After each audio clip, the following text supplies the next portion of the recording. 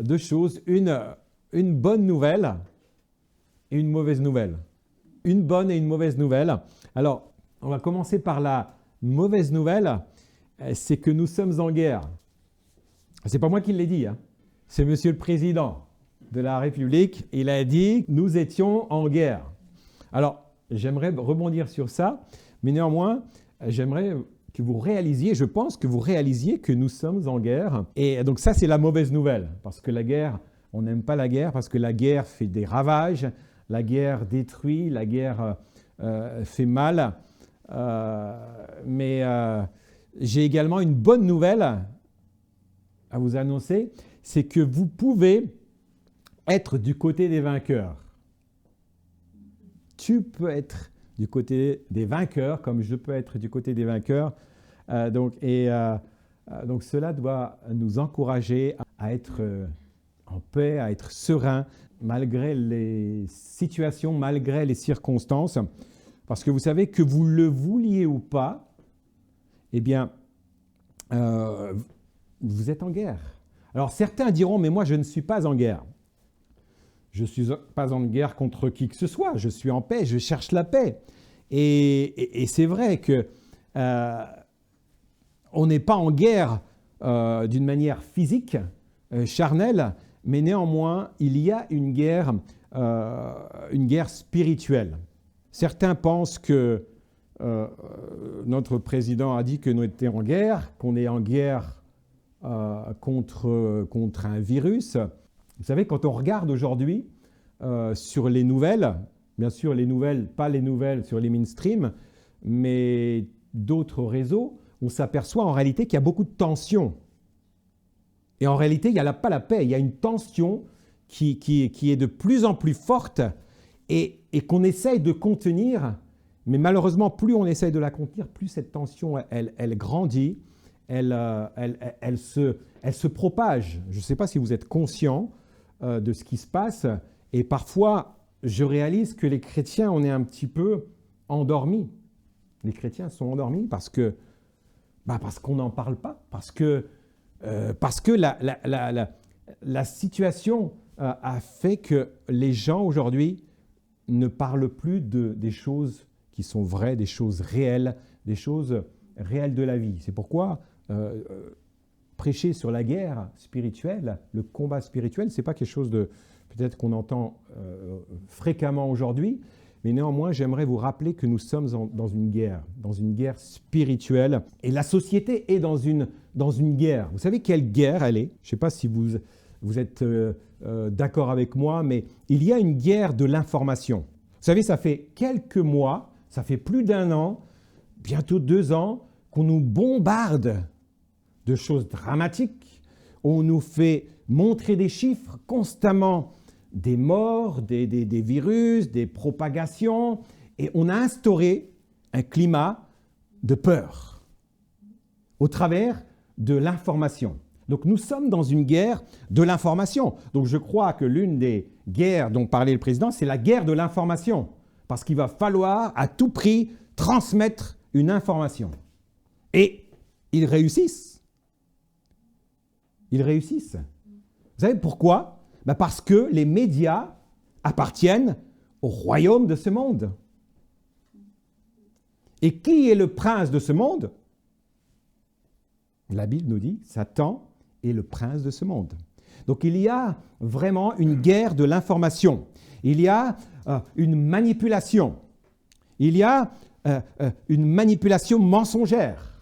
Sachez qu'il y a une guerre de l'information et qu'il y a un mensonge qui est véhiculé constamment et de plus en plus gros, de plus en plus audacieux. Et on s'est dit, mais comment est-ce que personne ne réagit? Enfin, on pense que personne ne réagit.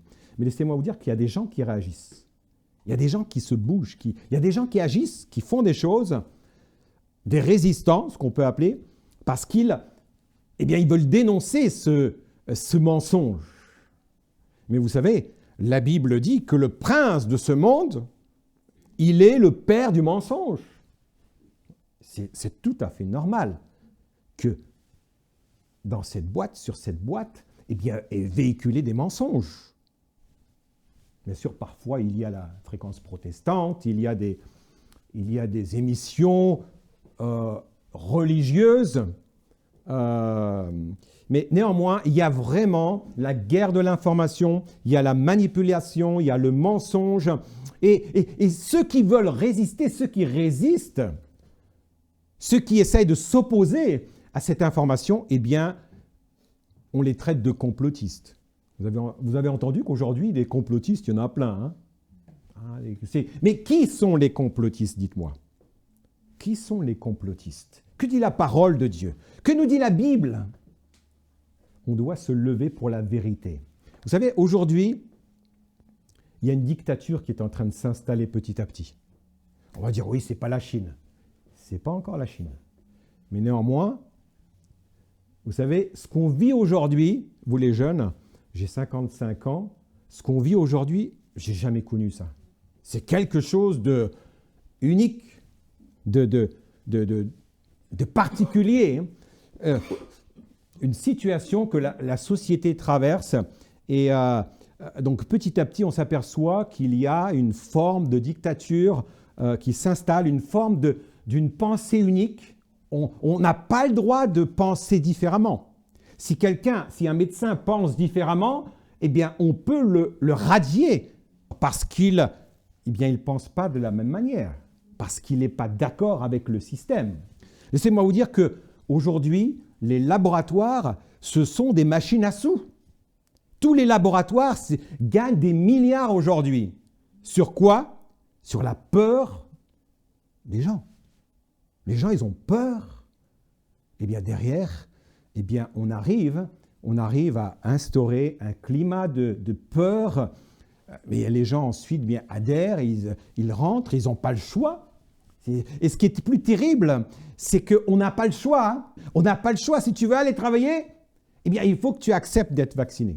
C'est juste... c'est incroyable. On peut l'utiliser aujourd'hui. C'est incroyable. Ah oui, on va vous dire, oui, mais on vaccine les enfants, on a toujours vacciné, il y a des vaccins qui sont obligatoires. Mais laissez-moi vous dire que tous les vaccins ne sont pas bons. Vous savez, on vaccine nos enfants depuis des années, mais des vaccins qui ont des effets secondaires dramatiques. Donc tous ne sont pas bons. Mais néanmoins, aujourd'hui, on instaure une nouvelle forme de vaccin, qui n'est pas forcément un vaccin traditionnel. Donc, il y a tout un système qui est là. Il y a une dictature parce qu'on n'a pas le choix. Et il y a là aussi une perte de nos libertés. Et c'est ce qui est dramatique, c'est que petit à petit, la liberté pour laquelle des hommes se sont battus pendant des générations, eh bien aujourd'hui, peu à peu, on est en train de la perdre. On n'a plus le droit de penser différemment.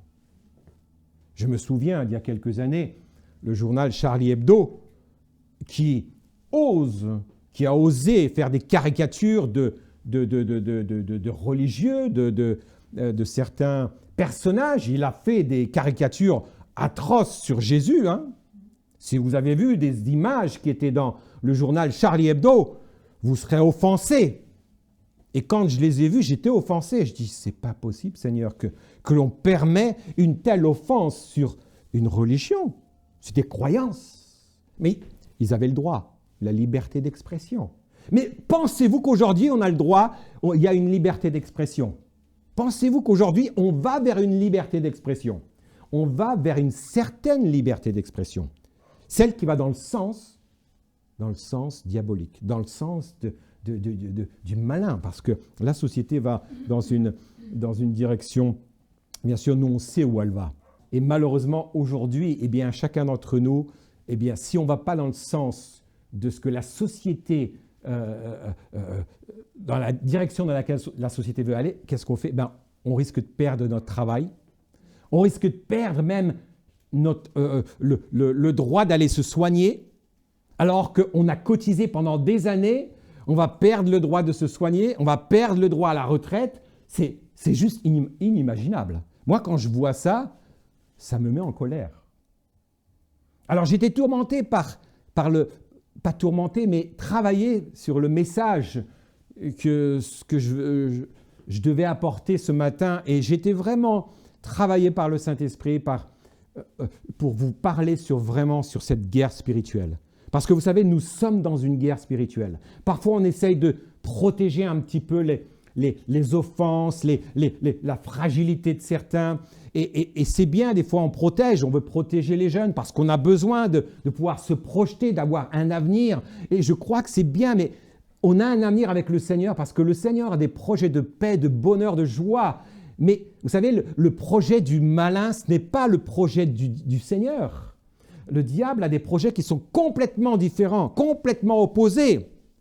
Il y a quelques années de cela, pas longtemps, quelqu'un a dit que nous étions trop sur la terre et qu'il va falloir réduire la population. Pensez-vous qu'aujourd'hui, l'objectif de toute cette vaccination, c'est de sauver l'humanité? Vous pensez que c'est pour sauver l'humanité? Alors qu'ils nous ont dit qu'on était trop nombreux sur la terre. Qu'on était trop nombreux.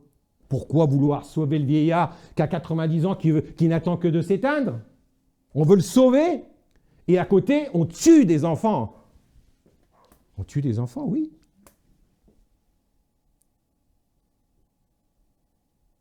L'IVG, on tue l'enfant. Hein. La Bible dit, avant que tu sois né, quand tu étais dans l'entraille des ventres, eh bien, quand tu étais une masse informe et vide, je te connaissais déjà. Dieu a des plans, même sur le bébé qui n'est pas encore constitué. Et aujourd'hui, eh bien, on tue les enfants, malheureusement. Je suis désolé d'être cru comme ça, hein. Mais c'est la réalité. Hein. C'est la réalité. On a légalisé tout ça. Il y a quelques années, c'était interdit. On était passible de la peine de mort, d'être en prison. Eh bien, aujourd'hui, on a légalisé pour tout le monde. C'est le droit à l'avortement. Seigneur, où est-ce qu'on en est? Vous savez que Dieu est en colère contre ça? Dieu est en colère parce que l'homme ne respecte plus le faible, le vieillard, la vie. Donc ça doit nous mettre en colère, mais dans une colère contre le diable, contre ce système, contre ces puissances diaboliques.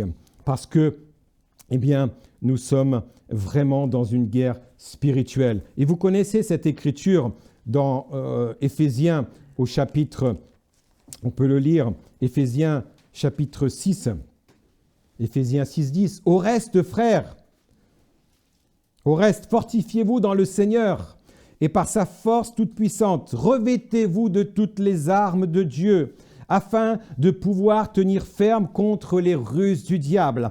Car nous n'avons pas à lutter contre la chair et le sang, mais contre les dominations, contre les autorités, contre les princes de ce monde des ténèbres, contre les esprits méchants dans les lieux célestes. C'est pourquoi prenez toutes les armes de Dieu, afin de pouvoir résister dans le mauvais jour et tenir ferme après avoir tout surmonté.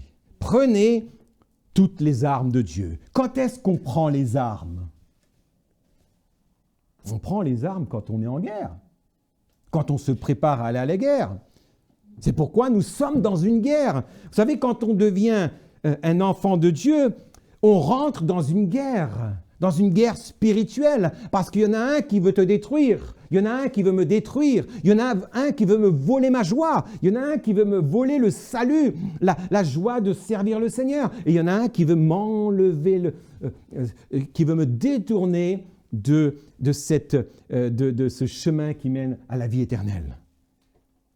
Le diable. Et que dirais-je encore, vous savez? Nous sommes dans une guerre spirituelle. Quand je regarde tous les compromis religieux, il y a des alliances avec le monde, des religieux qui font des alliances avec le monde, avec l'esprit du monde. Les valeurs fondamentales qui nous sont enseignées dans la parole de Dieu sont bafouées. Elles sont mises au rang des principes dépassés. Vous savez, cette semaine, j'étais démarché par un évangéliste qui m'a appelé gentiment, il m'envoie des messages, il m'a invité à une conférence à de pasteurs. J'ai demandé un peu qui il était ce personnage. J'ai creusé un peu et j'ai réalisé en fait qu'il faisait partie d'une grande secte. Ah, des sectes? Oui, Vous savez, il y a des grandes sectes. Il y a des gens qui croient n'importe quoi et qui sont entraînés par des faux Christ, par des antichrists. Une grande secte de la Corée du Sud. Énorme. En 2019, il y a 100 000 personnes qui ont été diplômées. 100 000 personnes. Waouh, c'est extraordinaire. J'ai regardé un petit peu les vidéos, je vais vous la montrer tout à l'heure. On pourrait dire, mais ils sont tellement nombreux. Le nombre, vous savez, ça apporte une certaine puissance et on se dit, on a la vérité parce qu'on a le nombre. Mais vous savez, ce n'est pas le nombre qui fait la vérité. Ce n'est pas le nombre qui justifie que vous êtes sur le droit chemin. Bien au contraire, le nombre, il faut s'en méfier à un moment donné. Parce que les gens, ils vont toujours vers ce qui est plus facile, ce qui est plus beau. Et la Bible dit que le chemin qui va vers la vie éternelle est étroit. Par contre, large, grand, spacieux est le chemin qui mène à la perdition. C'est pour ça qu'il y a beaucoup de gens qui vont par là. Mais malheureusement, ils sont sur un mauvais chemin. C'est pourquoi je vous encourage à connaître la parole de Dieu, à étudier la parole de Dieu, afin de ne pas être entraîné vers des compromis, vous éloigner de la vérité. Alléluia. Seigneur, aide-nous. Aide-nous, Seigneur.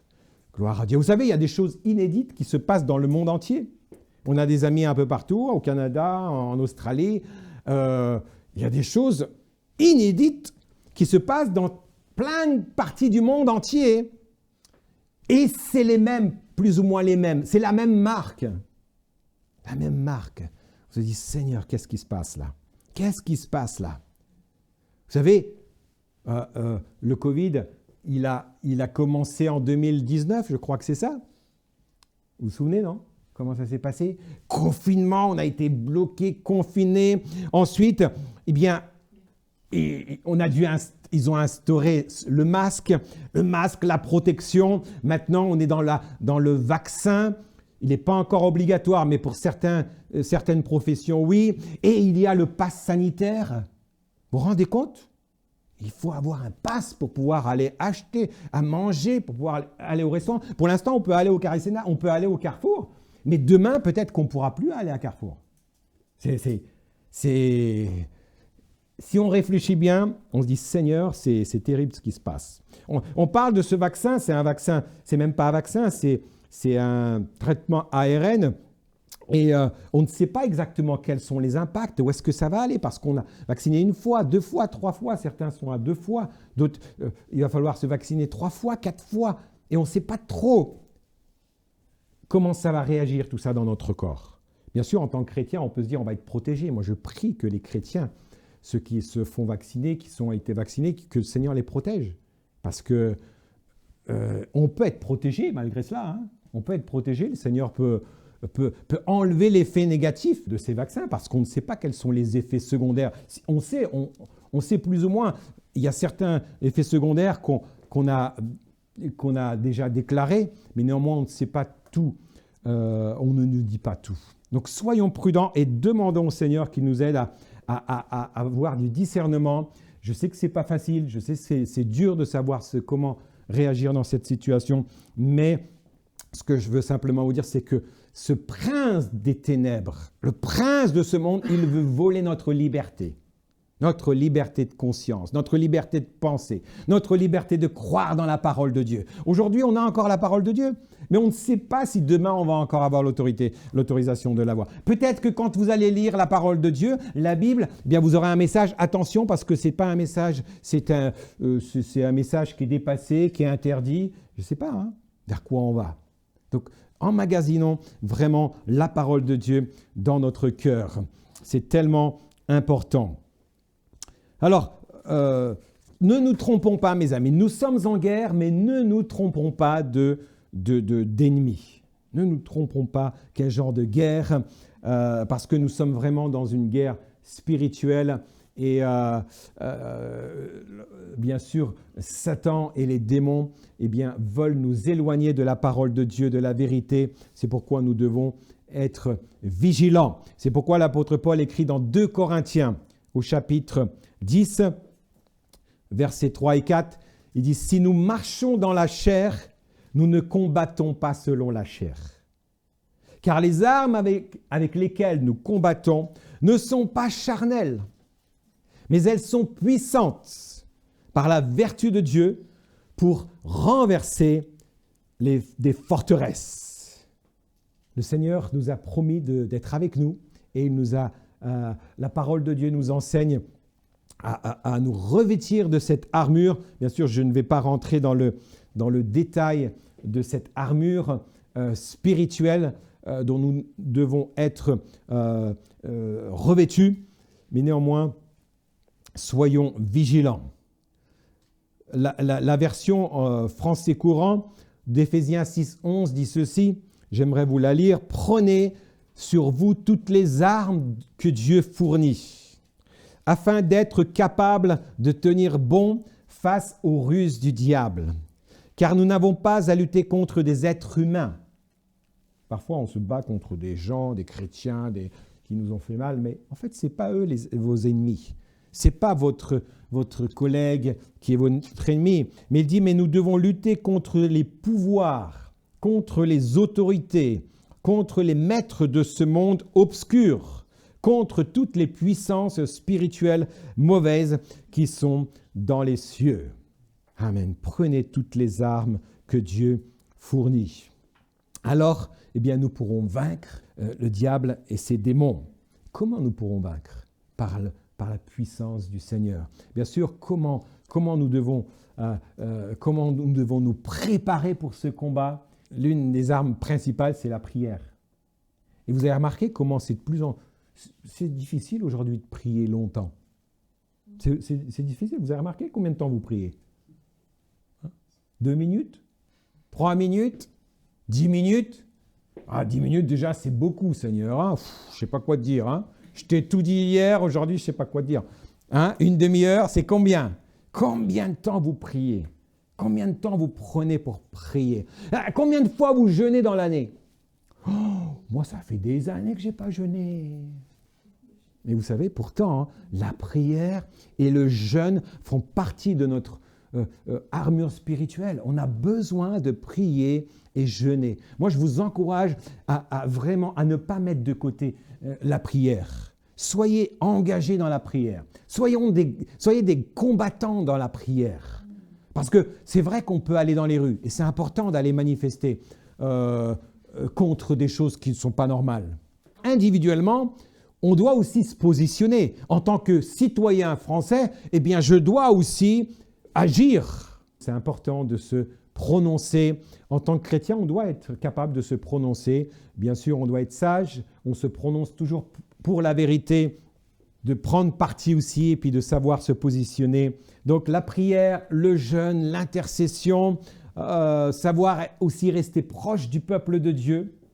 C'est hyper important ça, mes amis. Vous savez, par les temps qui courent, on ne peut pas dire « moi, je n'ai pas besoin d'église ». Il y a des gens qui disent « moi, je n'ai pas besoin d'avoir une église, je suis chrétien tout seul, par moi-même ».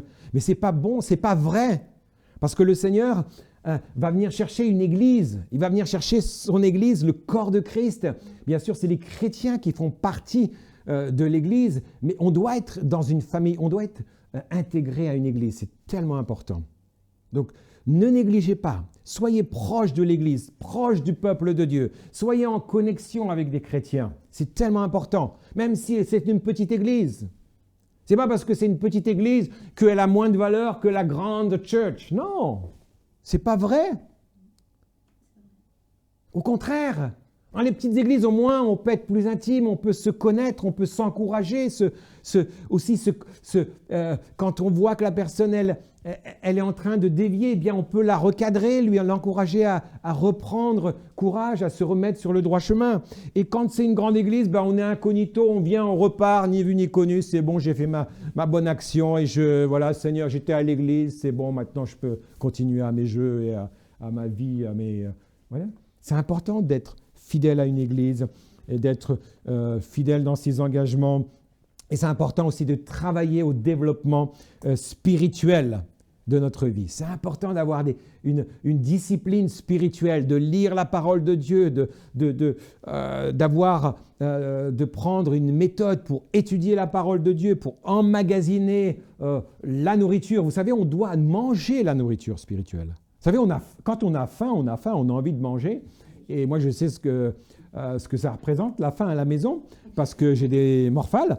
Et quand elles ont faim, il faut manger. Hein? Et je me suis rendu compte que les garçons, parfois, ils peuvent, le matin, ils ne déjeunent pas. Je dis, ça, c'est cool, hein, mais chez nous, il faut qu'il y ait. Si on ne mange pas, c'est terrible, on est des mauvais poils. C'est important de manger pour notre corps, c'est important pour être en bonne santé, pour être bien moralement. Mais vous ne pensez pas que spirituellement, c'est encore pire? Vous savez, quand spirituellement, on ne se nourrit pas, on devient amer, on devient arrogant, on devient aigri, voilà, merci. Quand on ne mange pas. Et c'est pourquoi spirituellement, on a besoin de se nourrir, de méditer la parole de Dieu, de chercher à développer notre homme spirituel.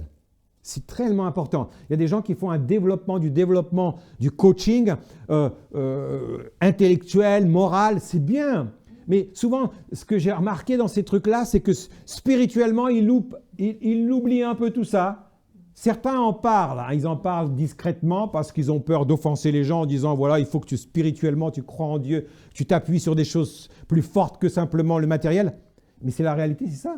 On a besoin aussi de développer notre homme spirituel pour être fort, pour être vainqueur dans ce combat spirituel. Bien sûr, le Seigneur nous dit que nous, avec Christ, nous serons vainqueurs. Mais pour ça, on a besoin de nous nourrir spirituellement, de revoir aussi quelles sont nos priorités, quelles sont les choses qui sont importantes dans notre vie, afin que nous puissions être vainqueurs. Alléluia. Alors ce matin, je voulais également vous parler sur la nature, bien sûr, de ce combat, il est spirituel, mais la nature du diable, mais on le fera à un autre moment, parce que pour aller combattre, nous avons besoin de connaître notre ennemi. Nous avons besoin de savoir qui il est, quelles sont ses caractéristiques, comment est-ce qu'il agit, quelle est sa stratégie, parce que c'est souvent la même. Parfois, il change un petit peu, mais néanmoins, on retrouve ses traces. Donc, c'est important de savoir qui il est. Mais j'aimerais vraiment que vous laissiez juste sur cette pensée que nous sommes dans une guerre spirituelle. Nous ne sommes pas dans une guerre contre le gouvernement, contre le président. Non, nous sommes dans une guerre spirituelle contre les forces du diable, les forces maléfiques, les forces obscures, contre le diable et ses anges, ses démons. C'est pourquoi nous devons vraiment compter sur la force du Seigneur. Et la Bible dit que c'est Dieu qui produit en nous le vouloir et le faire. C'est la présence de Dieu en nous qui nous permettra d'être vainqueurs dans ce combat spirituel. Et bien sûr, il faut être bien équipé, revêtir l'armure spirituelle dont nous parle Éphésiens au chapitre 6 et puis versets 12 à 15 ou jusqu'à la fin du chapitre. Vous lirez quelle est l'armure du chrétien pour vaincre le diable et ses démons. Et vous savez, la Bible nous dit, j'aimerais en conclusion lire ce passage dans Apocalypse au chapitre 12. Le verset 7 dit ceci, « Il y eut une guerre dans le ciel. Michel et ses anges combattirent contre le dragon, c'est-à-dire le diable, et le dragon et ses anges combattirent. » Et au verset 9, on lit « Il fut précipité le grand dragon, le serpent ancien, appelé le diable et Satan, celui qui séduit toute la terre. Et il fut précipité sur la terre, et ses anges furent précipités avec lui. » Vous savez, Satan n'est pas tout seul. Il a des anges, il a des démons, il a des gens qui l'envoient. Et parfois, il y a des humains qui deviennent ses anges, ses agents, qui travaillent pour lui. Et sur la terre, nous avons des gens qui travaillent bien pour le diable. Et je pense que vous pourriez en citer quelques-uns. Hein? Mais il y en a qui travaillent bien pour lui. Hein? Il les a embauchés, il les a enrôlés. Et ils sont des agents. Et laissez-moi vous dire, parfois, il y a même des croyants qui sont des agents du diable. Les gourous, ce sont des agents du diable. Le diable les a séduits. et ensuite ils séduisent un grand nombre derrière eux. Ouais, Seigneur, je ne veux pas être un agent du diable. Donc je dois chercher à connaître la parole de Dieu. Et ensuite, il nous dit, « Et j'ai entendu dans le ciel une voix forte qui disait, maintenant le salut est arrivé, et la puissance et le règne de notre Dieu, et l'autorité de son Christ, car il a été précipité, l'accusateur des frères, celui qui les accusait devant Dieu jour et nuit. » Vous savez que Satan a accès auprès de Dieu et qu'il nous accuse aujourd'hui encore. Il nous accuse. Mais la Bible dit ensuite, ils l'ont vaincu à cause du sang de l'agneau et à cause de la parole de leur témoignage, et ils n'ont pas aimé leur vie jusqu'à craindre la mort. C'est pourquoi réjouissez-vous, cieux, et vous qui habitez dans les cieux. Malheur à la terre et à la mer, car le diable est descendu vers vous, animé d'une grande colère, sachant qu'il a peu de temps. L'ennemi a peu de temps aujourd'hui. Il s'acharne sur nous, mais nous devons être vigilants et compter sur la force du Seigneur. Alléluia. Et enfin, en conclusion, une autre écriture dans première épître de Jean au chapitre 2, verset 12. « Je vous écris, petits enfants, parce que vos péchés vous sont pardonnés à cause de son nom. Je vous écris, Père, parce que vous avez connu celui qui est dès le commencement. Je vous écris, jeunes gens, parce que vous avez vaincu le malin. Je vous ai écrit, petits enfants, parce que vous avez connu le Père. Je vous ai écrit, Père, parce que vous avez connu celui qui est dès le commencement.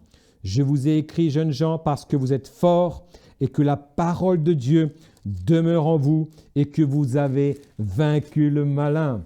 N'aimez pas le monde, ni les choses qui sont dans le monde. Si quelqu'un aime le monde, l'amour du Père n'est point en lui.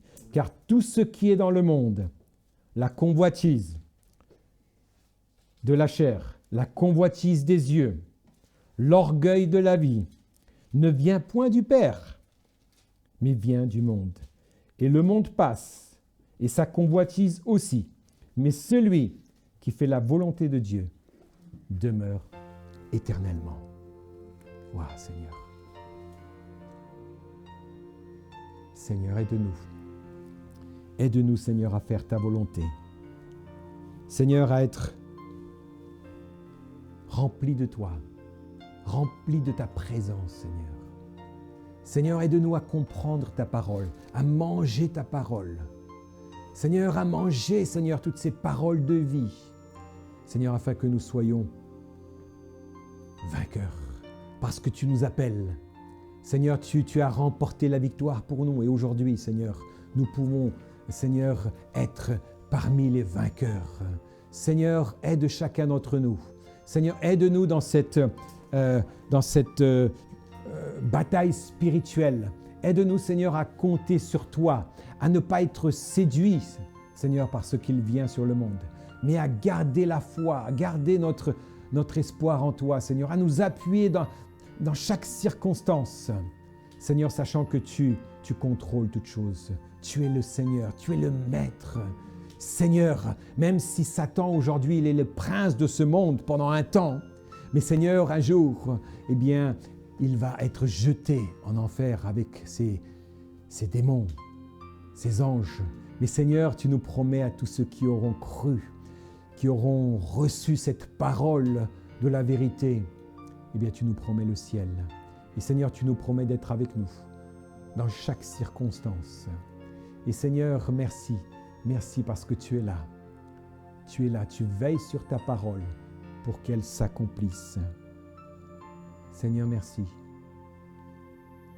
Merci, mon Dieu, parce que tu nous appelles à rentrer dans, Seigneur, dans ton royaume. Seigneur, et tu fais de nous des sacrificateurs.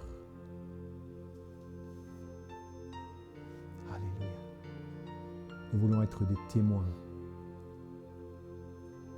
Seigneur, que ta lumière brille sur chacun d'entre nous.